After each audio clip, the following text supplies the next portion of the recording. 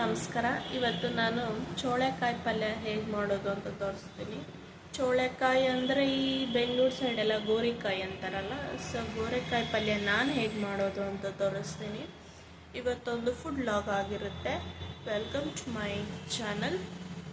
ನೋಡಿ, ನಾನು ಹೇಗೆ ಸಿಂಪಲ್ಲಾಗಿ ಹೇಗೆ ಥರ ಮಾಡ್ತೀನಿ ನೋಡಿ.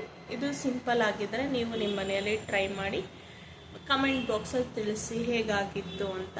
ತುಂಬ ಸಿಂಪಲ್ಲಾಗಿ ಮಾಡ್ತೀನಿ ನಾನು. ಬನ್ನಿ ಮಾಡೋದು ಹೇಗೆ ಅಂತ ನೋಡೋಣ. ನೋಡಿ, ಚೋಳೆಕಾಯಿನ ಸಣ್ಣ ಸಣ್ಣದಾಗಿ ಹೆಚ್ಚಿಟ್ಕೊಂಡಿದ್ದೀನಿ. ಇದನ್ನು ಎರಡು ವಿಜಿಲ್ ಕೂಗ್ಸೋಣ ಕುಕ್ಕರಲ್ಲಿ. ಉಳ್ಳಾಗಡ್ಡಿನ ಹೆಚ್ಕೊಂಡಿದ್ದೀನಿ, ಕೊಬ್ಬರಿನ ತುರ್ಕೊಂಡಿದ್ದೀನಿ. ಈಗ ಮಾಡೋಣ ಬನ್ನಿ. ನೋಡಿ, 2 ವಿಜಿಲ್ ಕೂಗಿಸ್ಕೊಂಡಿದ್ದೀನಿ ಚೋಳೆಕಾಯಿನ.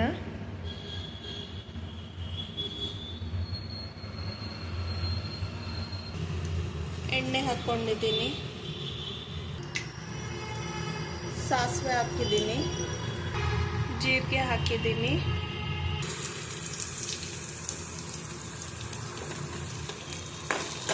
ಉಳ್ಳಾಗಡ್ಡಿ ಹಾಕಿದ್ದೀನಿ. ಲೈಟ್ ಬ್ರೌನ್ ಆಗೋವರೆಗೂ ಚೆನ್ನಾಗಿ ಬಾಡಿಸ್ಬೇಕು.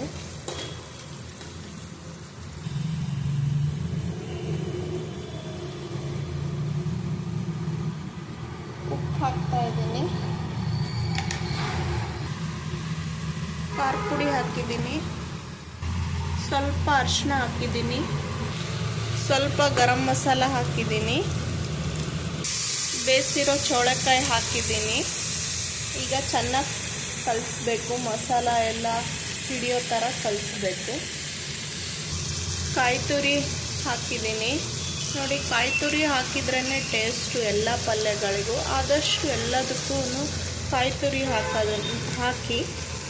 ಸೊ ನೋಡಿ, ಎಷ್ಟು ಕಲರ್ಫುಲ್ಲಾಗಿದೆ, ಎಷ್ಟು ಸಿಂಪಲಾಗುತ್ತೆ, ತುಂಬ ಟೇಸ್ಟಿಯಾಗುತ್ತೆ. ನೋಡಿ, ಚೋಳೆಕಾಯಿ ಪಲ್ಯ ರೆಡಿ ಆಯಿತು.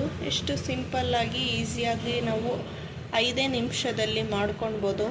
ಕುಕ್ಕರಲ್ಲಿ ನಾವು ಚೋಳೆಕಾಯಿನ ಕೂಗಿಸ್ಬಿಟ್ಟಿದ್ರೆ 5 ನಿಮಿಷದಲ್ಲಿ ಆಗೋಗ್ಬಿಡುತ್ತೆ. ತುಂಬ ಚೆನ್ನಾಗಿರುತ್ತೆ. ಚಪಾತಿಗೆ, ರೊಟ್ಟಿಗೆ ಒಳ್ಳೆ ಕಾಂಬಿನೇಷನ್ನು. ಟ್ರೈ ಮಾಡಿ, ಹೇಗಿತ್ತು ಅಂತ ಕಮೆಂಟ್ ಮಾಡಿ. Thank you for watching. ಹೀಗೆ ಸಪೋರ್ಟ್ ಮಾಡ್ತಾಯಿರಿ. ಸಬ್ಸ್ಕ್ರೈಬ್ ಮಾಡ್ಕೊಳ್ಳಿ, ಶೇರ್ ಮಾಡಿ, ಲೈಕ್ ಮಾಡಿ. See you in the next vlog. Bye.